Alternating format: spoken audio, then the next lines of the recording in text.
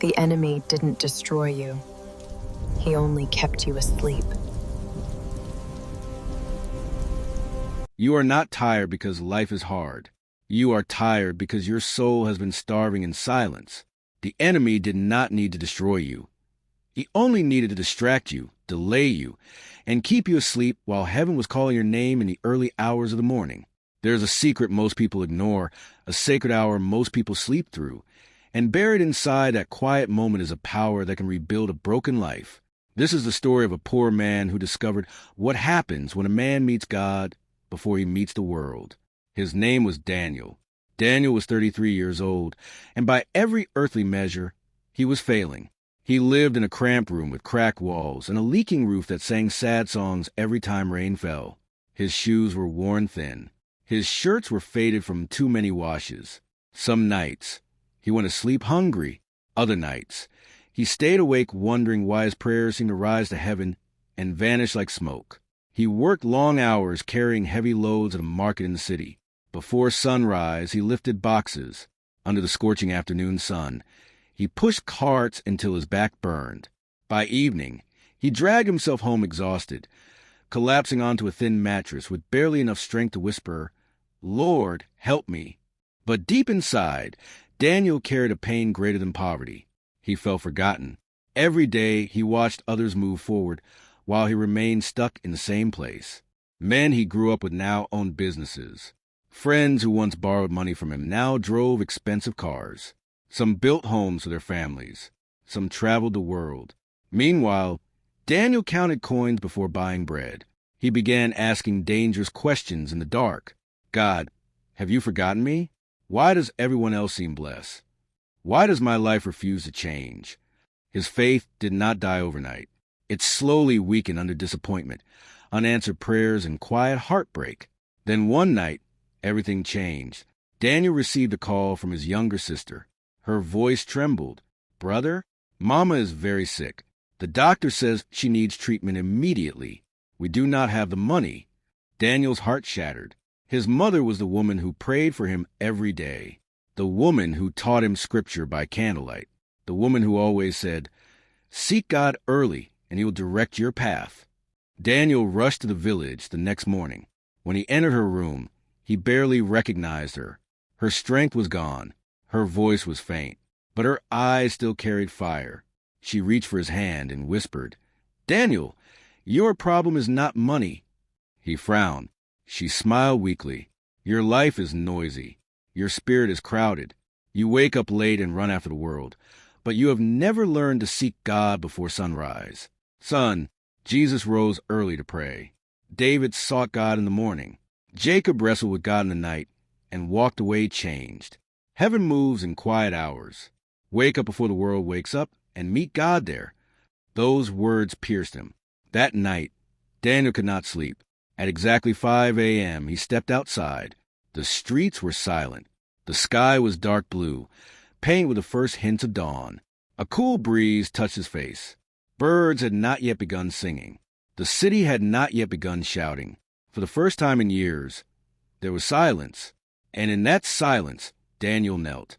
He had no eloquent prayer, no polished words, only tears. "Lord, I am broken. I am tired. I am angry. I am afraid. But if you are still listening, here I am." Then something happened. Not thunder, not lightning, not a voice from heaven. Peace, a peace so deep it felt like warm oil pouring over his troubled soul. For the first time in years, Daniel felt God's presence. The next day, he woke again at 5 a.m. Then the next. Then the next. Soon, those early hours became sacred. From 5 to 7 o'clock every morning, Daniel gave God his first fruits. He prayed. He read scripture. He worshiped softly. He sat in silence and listened. He journaled what he believed God was speaking into his spirit. And something supernatural began changing inside him.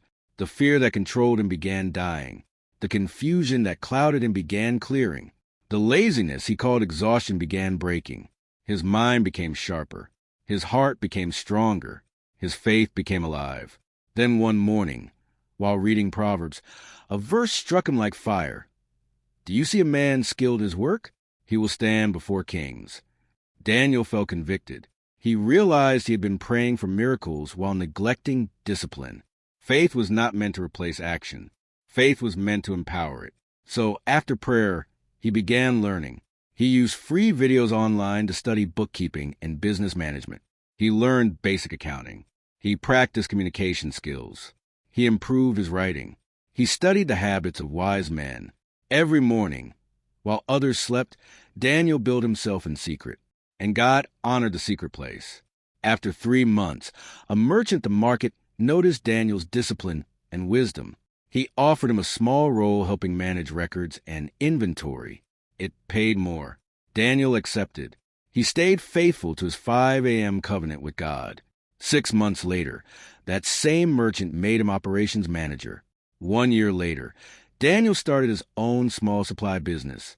3 years later, he owned warehouses, employed workers, and built homes for widows in his village. But when people asked him, "What changed your life?" he never talked about business first. He would smile and say, "My life changed the morning I stopped waking up for money and started waking up for God." That was his secret. Not hustle alone, not motivation, not luck, presence, discipline, prayer, obedience. He learned what many believers never understand. The morning belongs to whoever seeks it. Before distractions rise, before notifications buzz, before the world demands your attention. There's holy ground waiting in those early hours. Jesus understood it. Scripture says while it was still dark, he went away to pray. David understood it. Early will I seek you. Abraham understood it. He rose early to obey God. Jacob understood it. He wrestled until daybreak and received a new name. There is mystery in the morning. Chains break there. Vision is born there. Strength is renewed there. Direction becomes clear there. You say you want your life to change. But what if your breakthrough is waiting at 5 a.m.? What if the blessing you keep begging God for is hidden behind discipline? What if the voice of God has been speaking, but your soul has been too noisy to hear him? Tomorrow morning, when that alarm sounds, you will make a decision. Sleep through destiny, or rise to meet God. One choice feels comfortable. The other changes lives.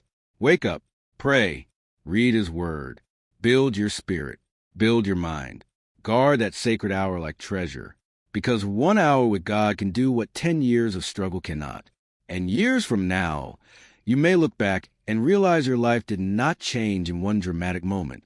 It changed one quiet morning. At 5 a.m., when heaven found you awake.